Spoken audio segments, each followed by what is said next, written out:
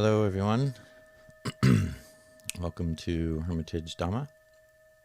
You can see there's several people who are tuning in again. That's nice to see. Been quite a lovely day today.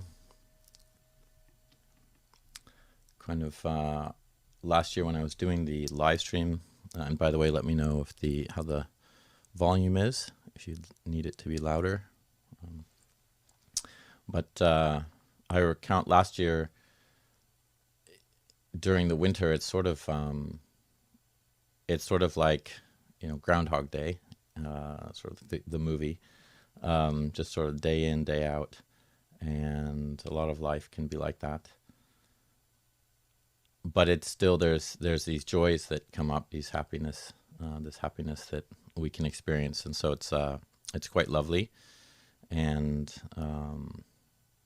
again, I'm living here with, if those of you who tuned in last week, or who are on our alms round, or who know about the Hermitage, it's with Ajahn Cunda and Ajahn Cunda. I'm living with the two of them, and so yeah, it's really nice. Last week we did an interview with them, and I've lived with the two of them for about 15 years on and off. And so it's interesting just to see how relationships change and people change and how we change. And that's mostly what we're seeing, and mostly what's important to deal with. So I've found that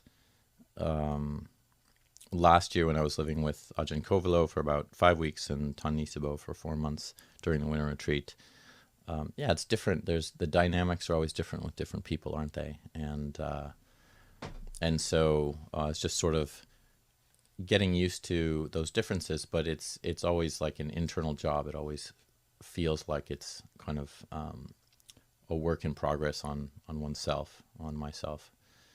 And I appreciate that.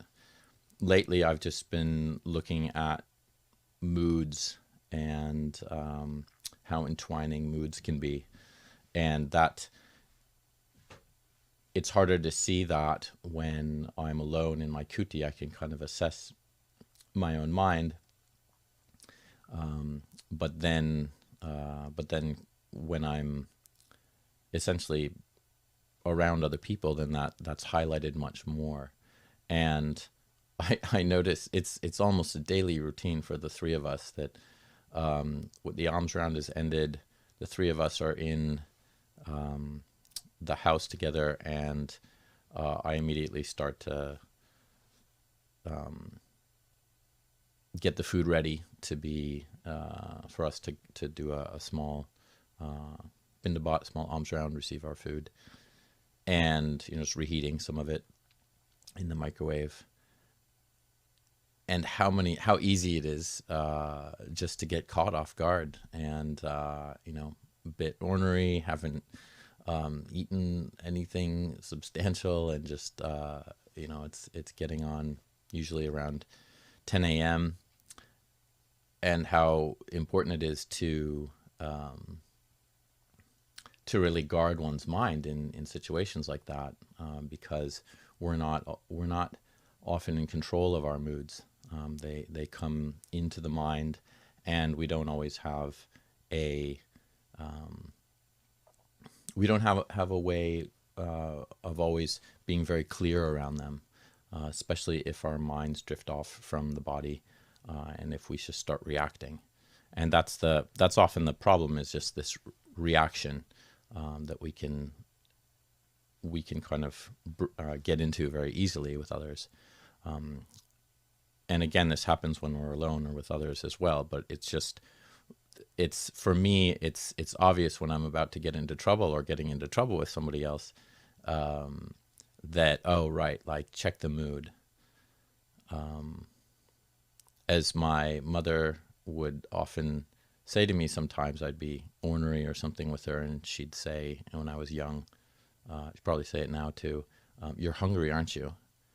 And I wouldn't know it. I wouldn't be aware of that. And she would notice that I was, angry or aversive or whatever, and yeah, I was really hungry, and how easy that is.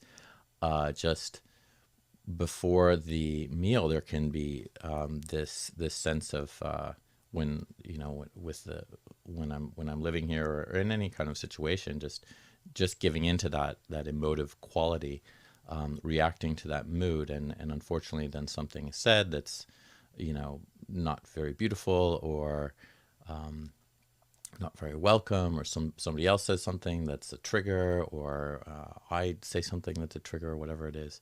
And I can notice just how much I believe in that, like, oh, my frustration with somebody else, or my, just usually it's just anger, and getting bounced around by that mood quite a bit. And then I just notice how gleeful I am after the meal. I've eaten, and I'm full. I've had enough food for the day, and there's just this kind of calm and gleefulness. And so the same people who I was annoyed with just an hour before are now like friendly towards, and giddy, kind of and just these are just moods washing over the mind. Of course, being giddy and pleasant or being giddy and kind of fun and just happy is a lot more enjoyable to be around than someone who's frustrated or angry. But either way, they're just kind of the mind bouncing around with these moods, and how important it is to just be aware of them, and to really see the suffering that occurs when reactivity is just bought into, as if like, well, this is the reality of the moment. It's not something that's passing. It's something, this is how it is. This person has just said something that's offended me, and rather than, it's always more pleasant just paying attention to the body, and then knowing that, naming that mood, knowing like, oh yeah, I'm frustrated right now, or I haven't eaten, whatever it might be. And how pleasant that is just to stay with the body and be with that, even if the feeling is kind of, one's shaky, or there's an unpleasantness or something like that. And so that's just something I've been noticing and working with a little bit. And it's an obvious thing. It's an easy thing. I think most of us are aware of this. This is pretty basic stuff, but still how easy it is to get trapped by our emotive sense and our emotive quality of mind. So the Buddha was really encouraging us to just to really create a refuge for ourselves within our bodies, within our own minds, around what it is that we're paying attention to, and how we're paying attention to that thing. So for me to instead investigate, like, oh, what's this frustrated feeling about, and then to trace it back to a feeling of hunger, how helpful that is. And that's essentially what yoniso manasikara is, sort of paying attention to the origin of things. This is wise attention, is one translation, and it's very helpful, because then it's not, of course, it's not personal. The self is taken out of the situation, and we don't really have a feeling also of permanence, like this is a sense, this is permanently just how I am, or how these others are. This monk is like this or like that, and it's very easy to buy into that and believe our own minds when we're reacting to these emotions. And of course, as I mentioned, it's not just anger, it's any emotion we have. So fear, we can have fear around that, around something that's moving our mind, or we're reacting to our mind. And other things, anything could be like grieving, great grieving, or any kind of emotive sense. And then we do often believe in the permanent experience of that. Or we think there's something wrong with us, or wrong with our experience, rather than, again, it's just like just mist moving through a mountain, like a mountainous scene. If you just think of clouds moving through, that's all they're doing. And again, as I've used that quality with thoughts as well. Like thoughts are like fog. Then it's similar with our emotive sense. They just they can just follow through. Our emotions can just like watching a beautiful scenery or something as the clouds go by. We don't kind of get angry with the clouds. Like, why are you here? We might, but it's pretty ineffective. But we can just appreciate that anicca, that moving quality, that sense that things are not permanently there. And in that way, then we have a more helpful view around anicca. Often we're wanting permanence, we're wanting things to be stable, but with negative emotions, for example, negative moods, then we can sort of enjoy the anicca sense, like, well, this too shall pass. Anyway, those are just some things I've been watching a little bit amongst others. There's a lot of time for meditation now, and so I find for myself that's the winter retreat, but just any time, as many of you who are practitioners find that just being able to sit for long periods of time, watching the breath, watching the mind, and it's a pretty simple experience, just and the most difficult in the world, which is a wonder how the sort of the most simple thing could be the most difficult. But just trying to watch the mind, it's not really that complex, and I find that insights just flow when we're able to have that awareness that's bright and centered, and not reactive, and not moving with our moods or our thoughts, but instead, staying here in the present moment, and being aware of our understanding of dukkha, and how and why it's arising, how desire is causing that.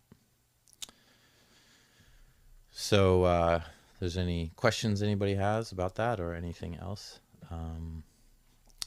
please go ahead and post them.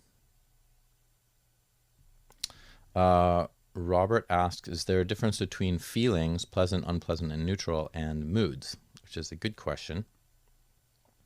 I think, yes, there are.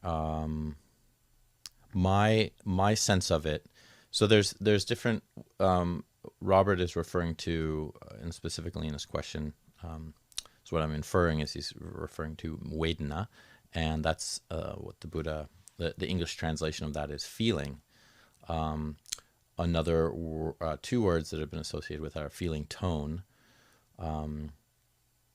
There's a particular tradition that uses the word sensation, but that's not, as I understand it, the translation I go with, or I've heard some of my teachers go with. So feeling, or feeling tone, Vedana, is a sense of, and again, as Robert said, there's pleasant feeling, there's unpleasant feeling, there's neutral feeling. How I experience Vedana is more of just a larger picture sense. So it's just like the general feeling of my experience, the general feeling of the body, the general feeling of my experience. Am I feeling hot right now, or tired, or is there a particular pain, or whatever it is. There's an unpleasant quality to the experience, or a pleasant quality to the experience, or it's just sort of neutral. It's neither of those. Although I don't experience neutral feeling too often, at least in my own sense, that there seems to be some feeling in one way or the other that's pleasant or unpleasant. So the difference between a mood, I think, is that a mood has the quality, can have a quality of being of a particular Vedana. So like it can have a pleasant experience. You can have a pleasant experience. So if I'm feeling, like I was saying, hangry, so I'm sort of frustrated and upset because I'm hungry, there's an unpleasant experience within the body. So the Vedana is unpleasant. The feeling is unpleasant. Whereas that's different than the mood of what the actual mood is, which can be a whole sort of different. It's a mood is more of a strata of different qualities one feels, and the Vedana, I think, is sort of like the overall experience of that mood. And so again, like if one is giddy or something, there might be a pleasant feeling in the body, or a pleasant aspect to one's experience. And one can also go through pleasant and unpleasant Vedana. It's not like 100% all or nothing. So one can have both of those, or be moving through those different Vedanas, those different feelings. And as the Buddha really talks about that contact, passa is, it's sort of begins that process, or feeling, not really process, but it's part of that sense. We get contacted, we have a bodily contact, and then we have a feeling arise. And where Sanya comes in with that, with perception, is it's conjoined with that feeling, is that there is you have a perception of that. There's an aspect of memory that's tuned in with that, and then there's a recognition, especially a recognition that, there is a pleasantness, or there's an unpleasant feeling, whatever it might be.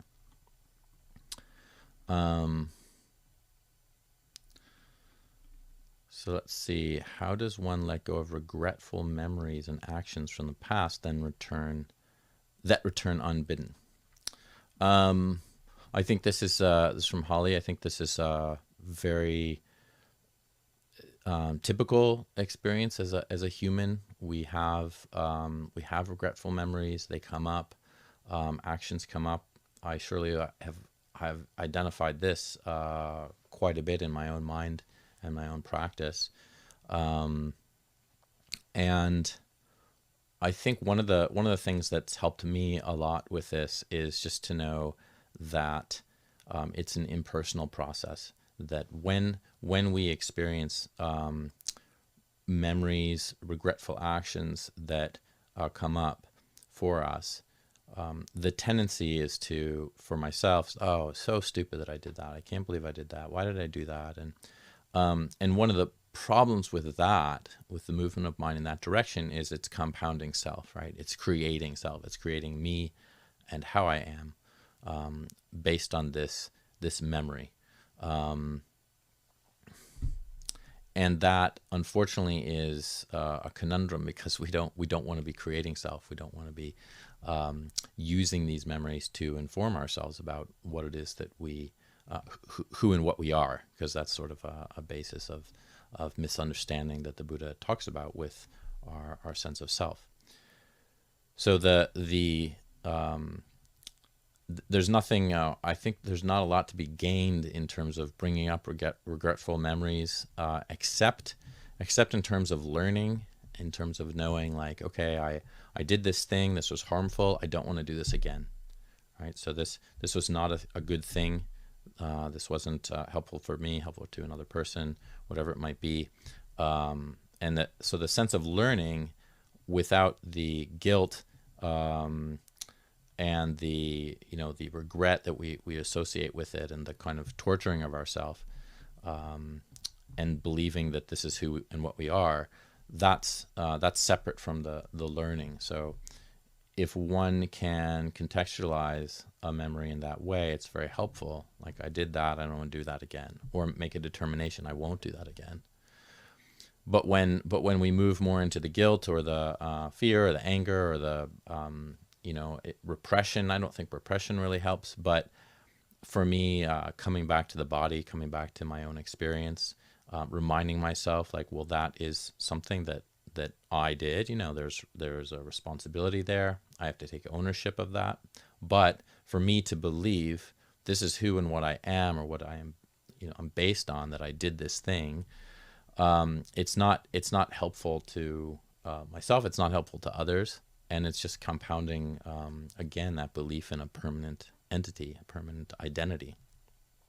So letting go of that is, again, coming back to the sense of the experience of the body, knowing the feeling that's arising, seeing the unpleasant, seeing the sense that this isn't really a helpful thing to move into, and seeing that the present moment is actually much more of sort of who and what we are.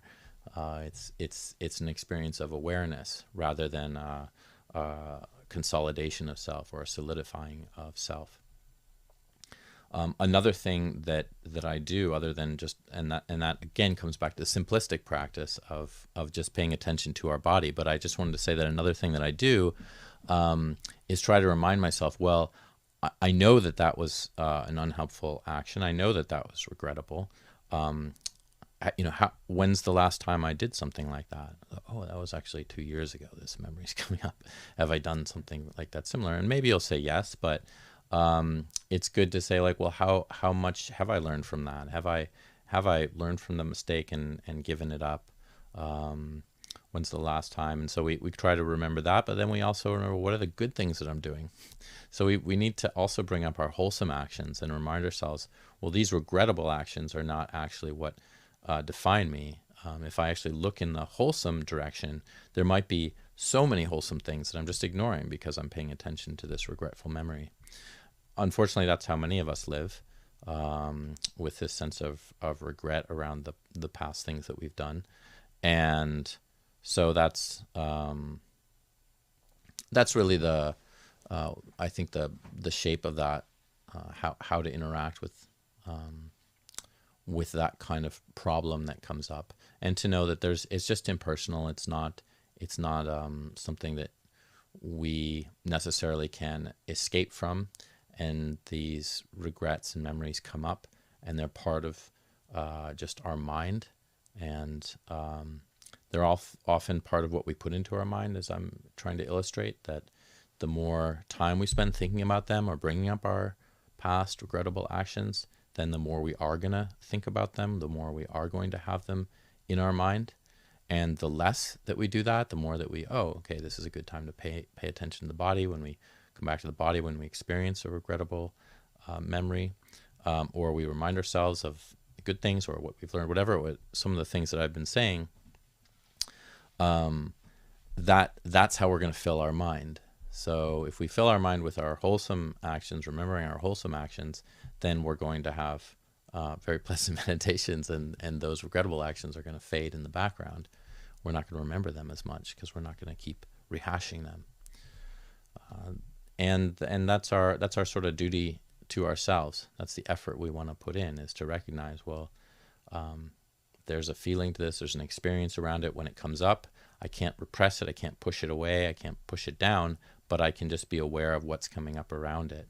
And eventually I think it will disband, it will dissolve, or it will have less Vedana attached to it. It'll have less unpleasant feeling attached to it. So it'll kind of come up, and the awareness of it will be there, but there won't be so much attachment to it. It'll just be like, oh yeah, there's that thought again. There's that obsessive thought again. It keeps coming up.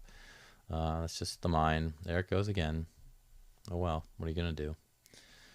And that's, I think, probably a good sense of how to deal with things like that, at least from my own perspective. Are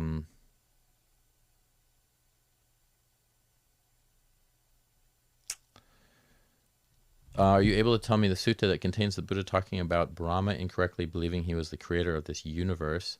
I just listened to that sutta. That, I believe, is in the Brahmajala Sutta, the net of, I think that's what it's called, the net of views, or the something net of views. Anyway, yeah, in that sutta, the Buddha is talking about, I think that's it, but basically he's talking about, sorry if I'm getting that wrong, but I do know what you're referring to. He's talking about how a creator god or a Brahma god might believe that, they've been around for so long, that they just think they're the creator of the universe. So they can't discern, having not been around, because they've been around for so long, eons and eons and eons, and it just seems like forever. So for them, there's a case of like no regretful memories or no past memories. So there's not like a real memory of birth or what came before. there's just this sense of this is what I am. I'm the sort of creator of this realm.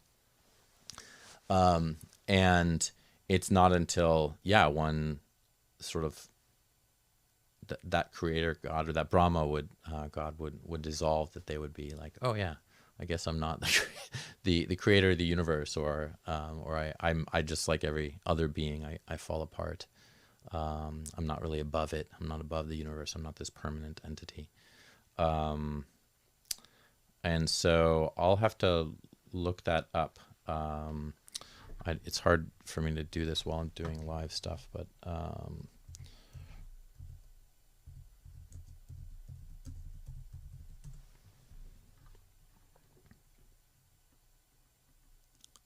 first of the in the Digha Nikaya, and I think it's the all-embracing net of views. There you go.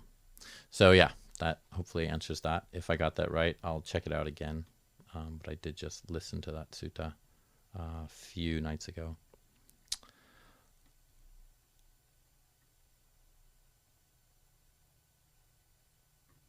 Okay, I think I'll be able to answer that one in a moment. There was one other one up here from Rick.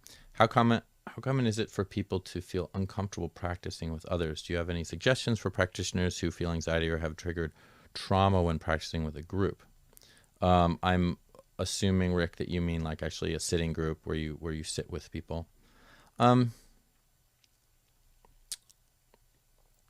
Well, I would say that if you can stand it, if you can take it, if you can actually be in the group without losing your mind, so in other words, without kind of going crazy, where you have to get up and leave, but even that's okay. I would say, well, in terms of how common it is, I don't know. I do know that people have all kinds of things happening to them when they practice, and that surely doesn't seem like an odd one.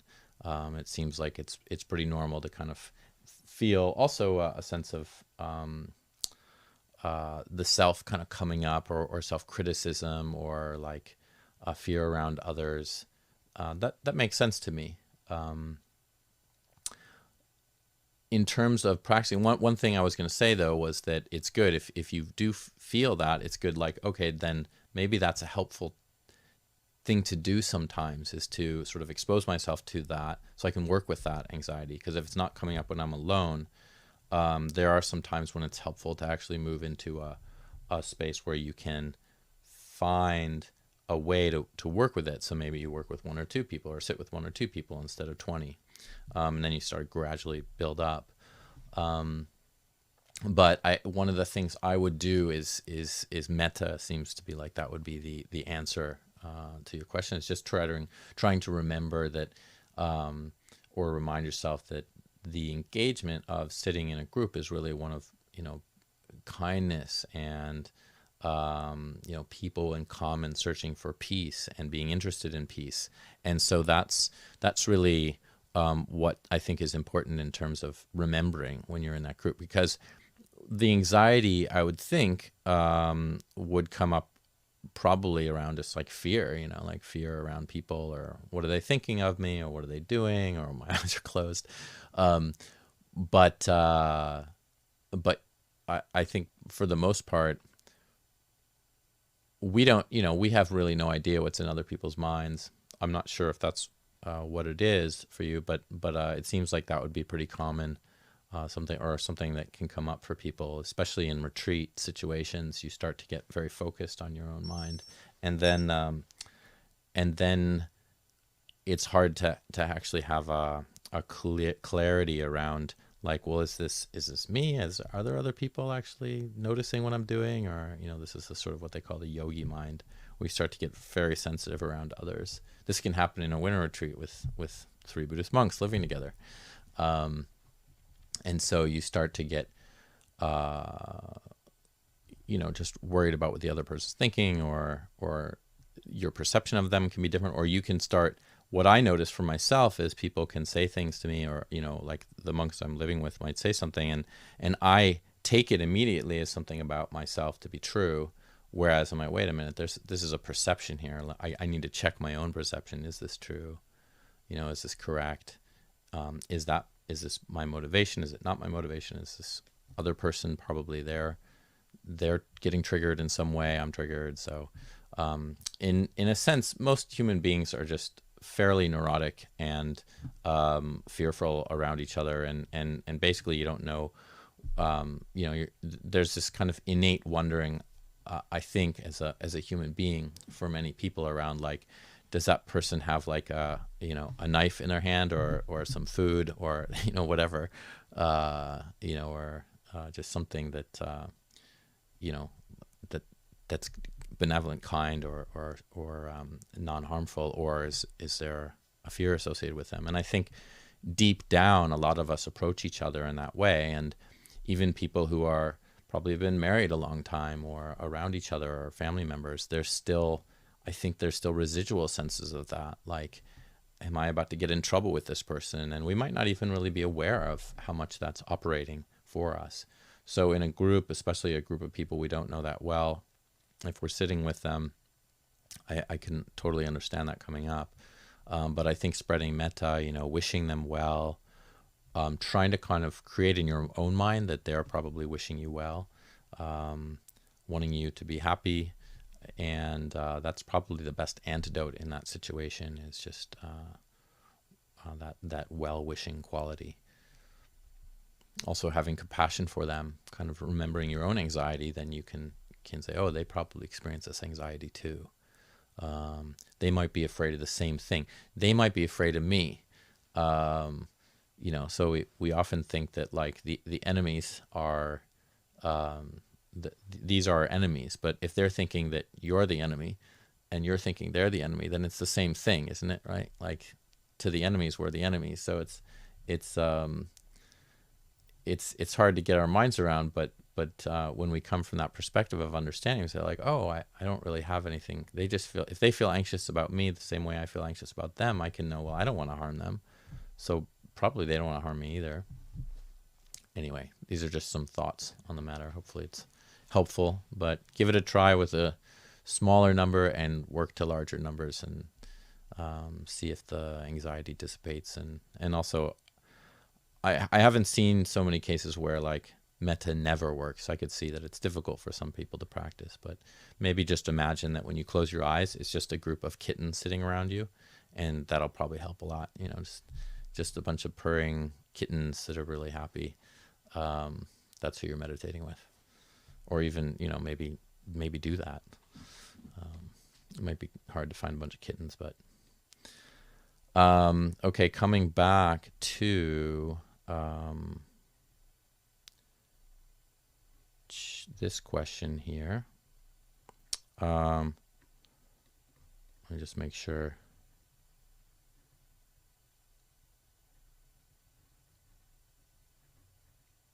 Yes. Okay, good. Yeah, well, 27 years, that's a long time. So obviously you've been, Rick, you've been, you're well versed in group practice.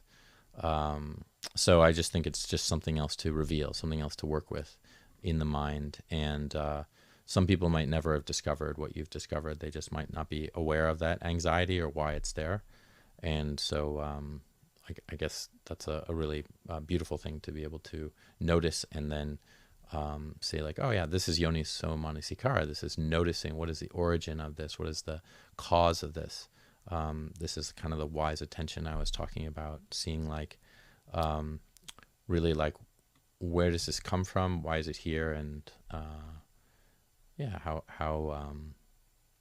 how to deal with it, It's sort of yoniso manasikara is the right way of paying attention to something. So rather than running away from something, you're paying attention to it, and you're trying to see, as I was saying, like, the other side, like, when you think something's ugly, try to imagine it as beautiful, or vice versa.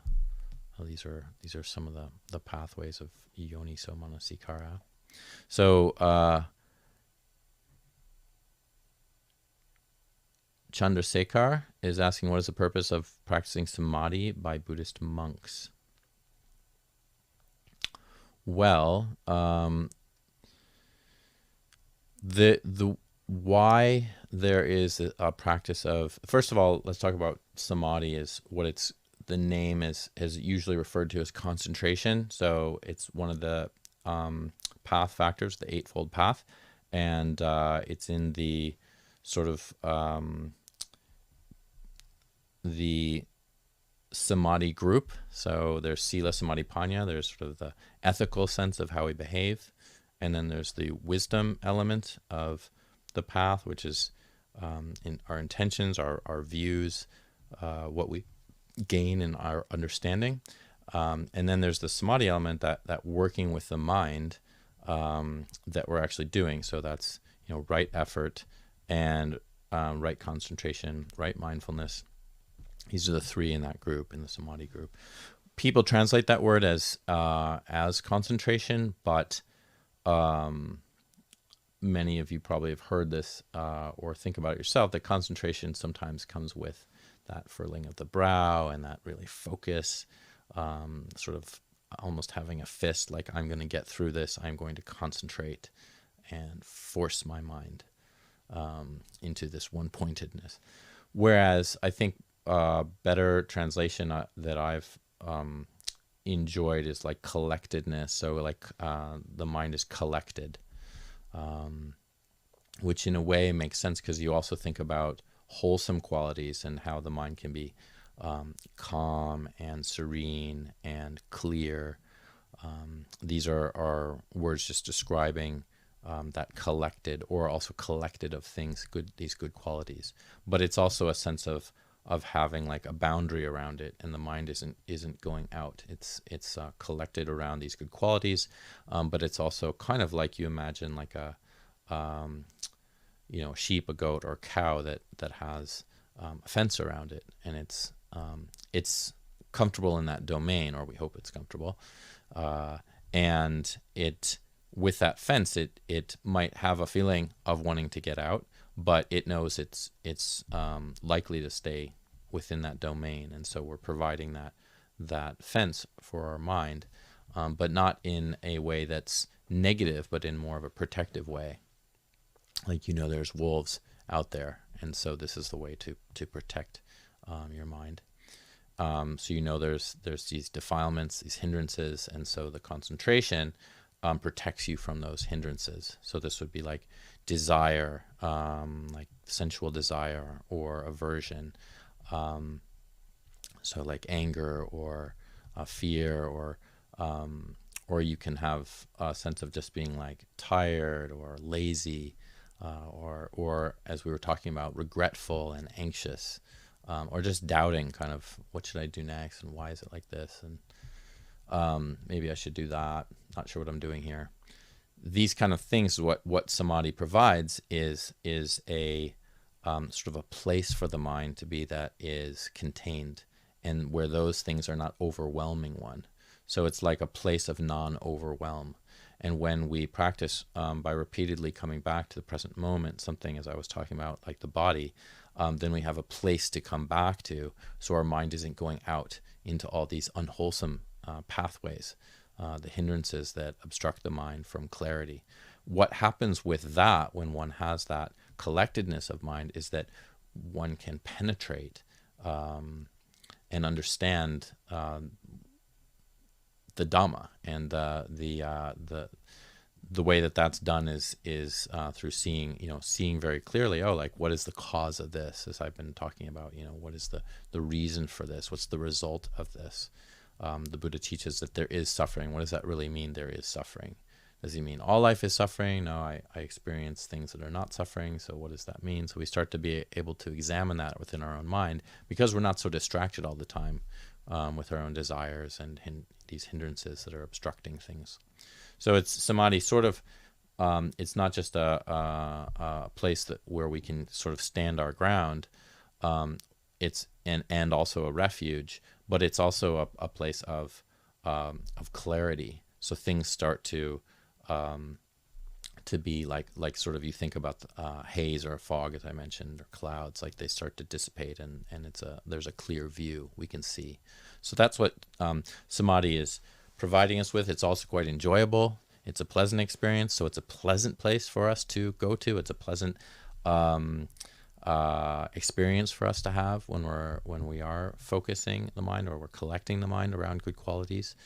And again, it's joined with mindfulness as a factor. So mindfulness is that remembering to practice with a wholesome object, to keep a wholesome object in mind, whatever that might be. It might be the breath, might be our experience with the body. It can be all kinds of things. Might be a visual sense of like the body and its impermanent nature, maybe as a skeleton or whatever it might be. Metta is a concentration practice, just saying phrases or focusing on the feeling of metta, goodwill.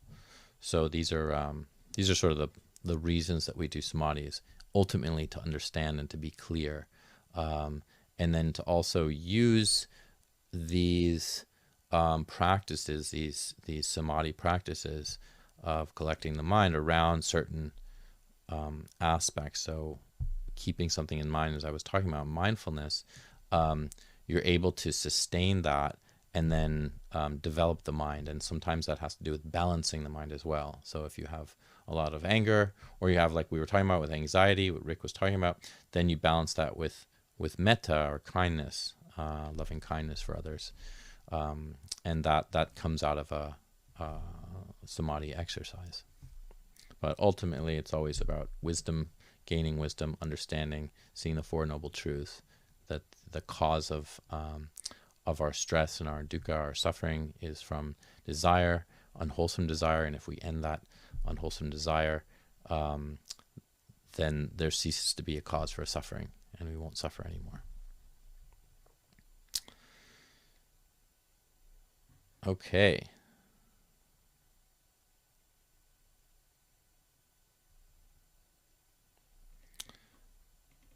And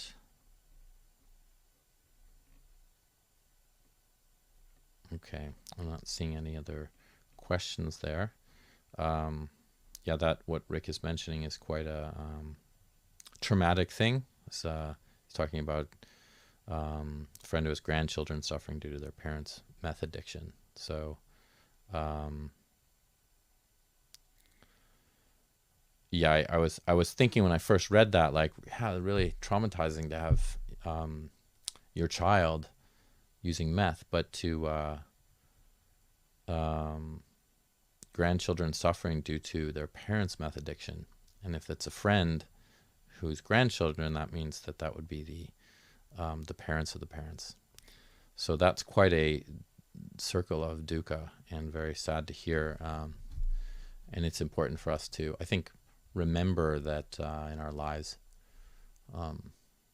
it's easy to forget that there's a lot of suffering out there, and we can focus on our own suffering pretty easily. At least I can. And to forget that a lot of people are suffering, and in many ways that we don't see. We kind of will blow up problems in our own lives and not see something that, oh yeah, like if my own parents were using meth, yeah, like that's like sort of the ground of your experience falling apart. So so that's I think, although these things are hard to hear about or to experience or know about, they're important for us to recognize, because we see in this realm, it isn't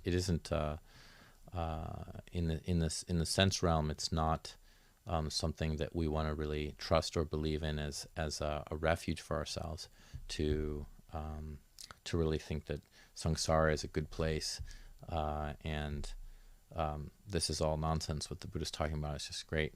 I remember there was a monk who was talking about, there's types, they say, in Buddhism. I'm not sure that it's too helpful to think too much about this, but they say there's different types of people. So there's desire, greed types, there's aversive types, there's deluded types, there's a few others. But he was a monk actually, was saying, oh, if you're a greed type, it doesn't seem too bad. Why not just keep being born again and again? It's no problem. It's so nice here. Just come back. It's pretty pleasant.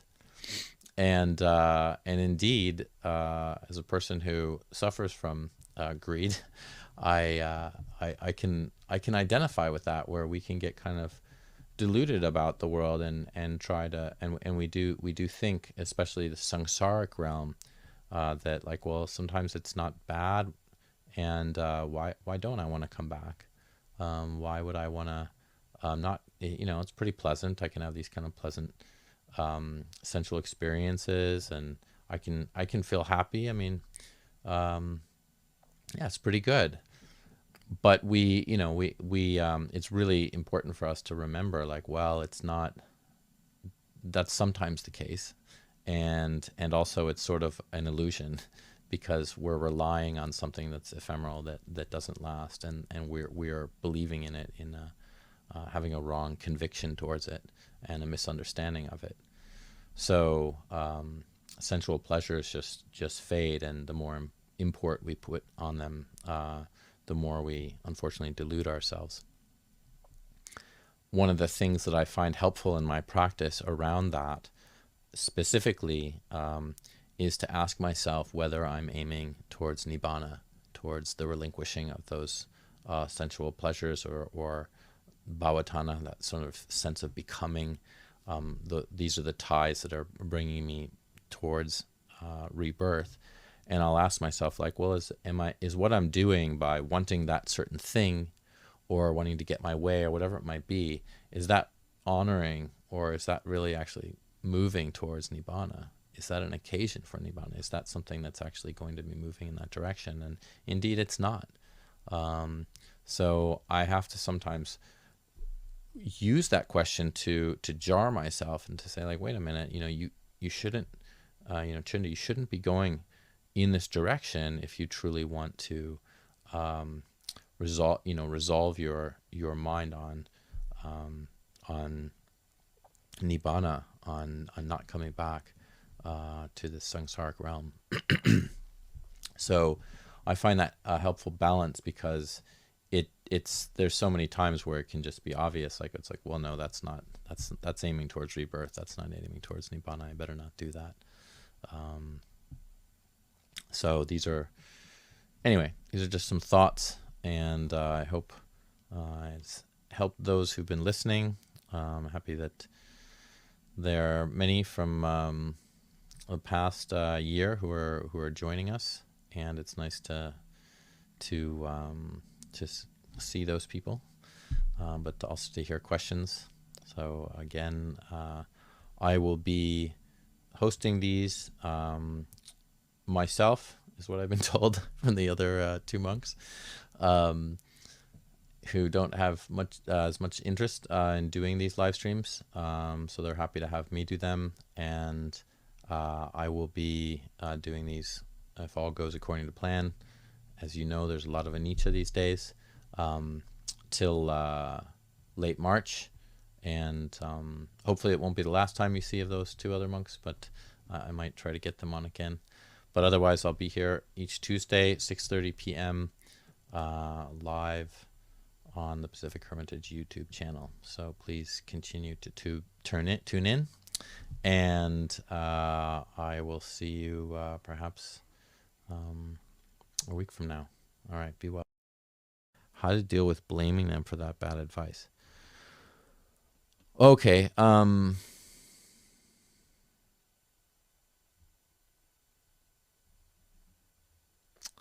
So that's a great question.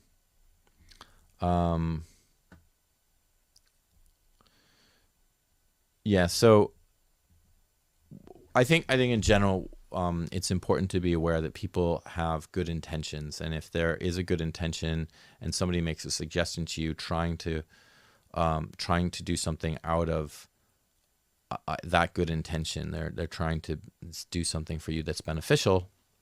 I think it's important to remind oneself of that something wasn't. Somebody might have suggested something that was a very poor decision, that was a very poor suggestion, that led you to not do something that was helpful or wise. But if you were sure that they had a good intention in that case, you can be aware of not trusting them in the future, or not maybe heeding their advice in the future in all situations or in certain situations, but also to be aware of that, like, okay, to remind yourself he or she had good intentions, and that's very important to remember. Now, if the person didn't have good intentions, then don't make them your mentor. If they continue to have bad intentions towards you and they're not looking out for you. So I see the main point there is really to try to remind oneself that people do make suggestions a lot to us that might not work for us, and if they're really doing it for our benefit, then that's where forgiveness comes in, and we do our best to try not to blame them, and remind ourselves of that goodness that was there. So that looks like I think I've gotten to all the questions. I did go through sloth and torpor a lot, but that's because I think a lot of people do experience that in meditation. So please also keep that in mind to look into that for yourselves. And I think that's it. So it was nice talking to you. It was a little bit of a longer talk. And I wish you all well. Have a good week. And if all goes according to plan, I will be here again next Tuesday. And I am being possibly coaxed into a talk with Tan Nisabo and Ajahn Cunda tomorrow. I think on the Clear Mountain website. And I think they're going to have a YouTube talk. So if you look at the Clear Mountain Monastery YouTube channel, then maybe we'll all be on there. I don't know. I didn't actually quite get it from him, so I hope that works out. You'll figure it out if you want to be there tomorrow night, 6:30 or something like that. Maybe 5:30. I have to look it up. All right. Be well. Have a good week. See you next Tuesday if you are there at 6:30. And and enjoy your practice. And thank you for listening.